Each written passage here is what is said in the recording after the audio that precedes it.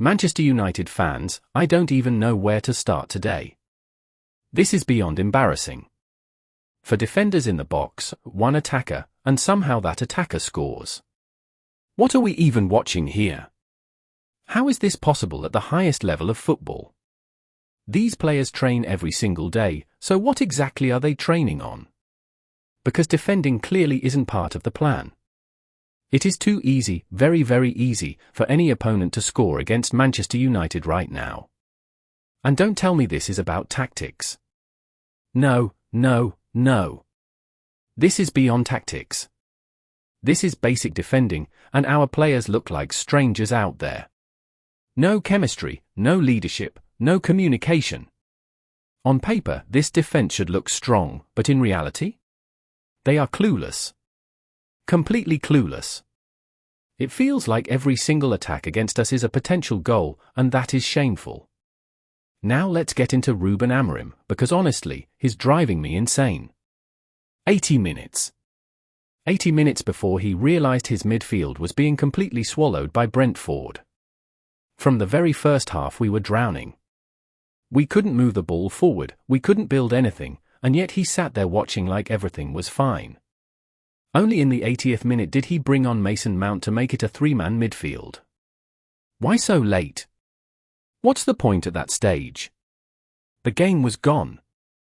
I've said this before, play your back three if you must, but you cannot force it against every single opponent. The Premier League is the most tactical, unpredictable league in the world. You need flexibility.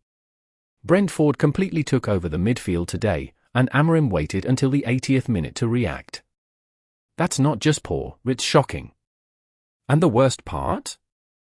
This isn't the first time. We've seen it before, games where he refuses to adapt until it's too late. Game management is supposed to be one of a manager's key strengths, but right now, it looks like his biggest weakness. He is predictable. He is stubborn. And in this league, when managers figure you out, you are finished. And then there's the goalkeeper situation. This one really annoys me. We went out, spent money, brought in a new keeper, and where is he? On the bench. What's the point? What's the plan here? You don't sign players just to decorate the bench. If you don't trust your new signings, why even buy them? This is a pattern too. United spend money, bring in players with big reputations, then the manager leave them out completely. It's frustrating for the fans because we want to see progress. We want to see new ideas.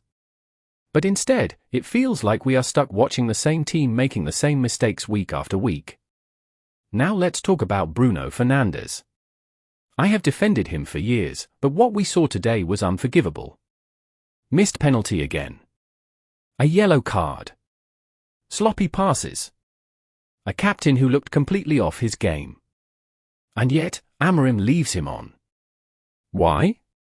Why is Bruno untouchable? Why does he get to stay no matter how badly he plays? This is favoritism at its worst. Kobbie Mainoo came on in the second half and instantly looked sharper, hungrier, and more composed than Bruno did all game. But still, Bruno gets the privilege of staying on the pitch. That's killing us. It sends the wrong message. It says certain players are untouchable, and that destroys competition within the squad. And let's be real here, Bruno has now missed 2 crucial penalties this season. That's points dropped, that's momentum killed. At some point, enough is enough. No one should be bigger than the club. But right now, Bruno is treated like he is untouchable, and Amorim is enabling it. It's favoritism, and it's killing Manchester United. And the defence, oh my word, the defence. Manchester United simply cannot defend counter-attacks. Maguire and De Ligt look finished every single time they have to run back. They are not built for a high line. They don't have the pace. They don't have the recovery speed. Every opponent knows this. Launch the ball in behind and you're guaranteed a chance. We saw it against Burnley. We saw it against City. And we saw it again today against Brentford. The offside trap? Forget it.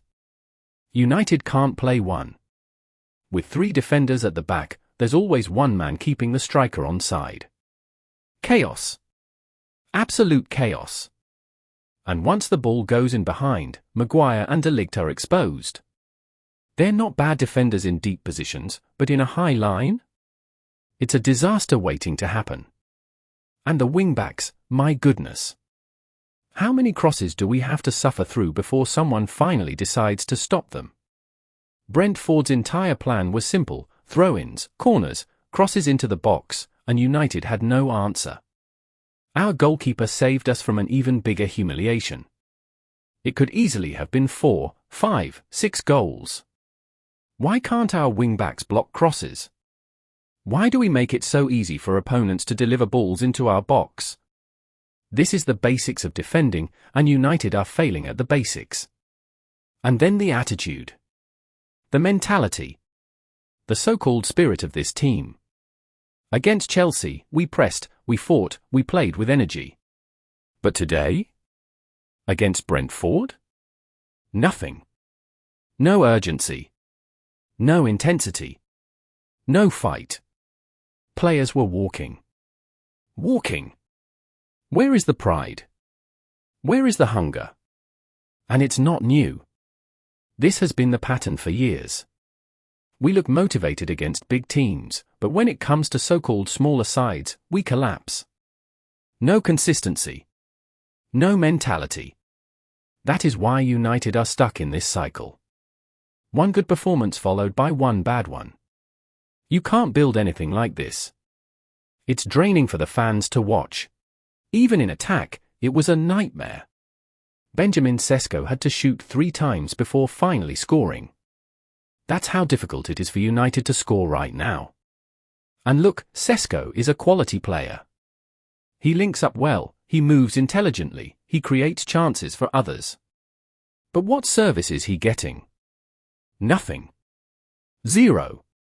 The midfield was blocked, the creativity was gone, and we created almost nothing all game. This isn't just about Sesko. This is about the entire attacking setup. We are too predictable. Too slow. Too easy to read. Against Brentford, we barely created chances. We are Manchester United, we should be dominating teams like Brentford, not struggling to even create shots. And here we are. Another defeat. Another humiliation. 3-1 to Brentford. No back-to-back wins under Ruben Amorim. Same mistakes. Same issues. Same clueless football. Manchester United are becoming predictable. Fragile. Weak. And above all, directionless. Ruben Amorim refuses to adapt. The players refuse to take responsibility. And the fans, we are left suffering. Embarrassed week after week. It's not just about today. It's the bigger picture. United cannot defend. United cannot press. United cannot create. United cannot adapt. Every single small team comes to Old Trafford knowing exactly how to play against us.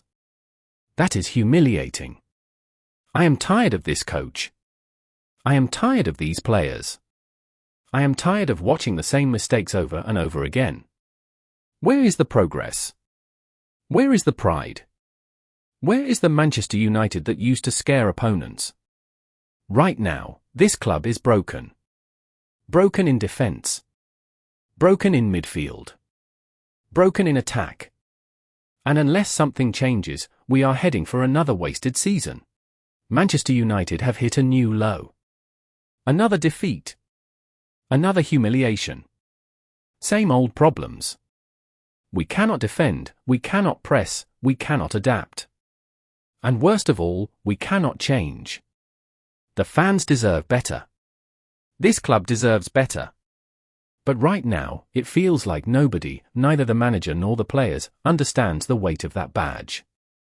I don't know about you, but I'm tired. I'm tired of favoritism. I'm tired of excuses. I'm tired of this soft mentality. Manchester United, once feared around the world, are now a laughingstock. And until there is real change, real accountability, and real flexibility, we will keep seeing results like this. This was not just a defeat. This was a humiliation. And Manchester United fans are left broken once again.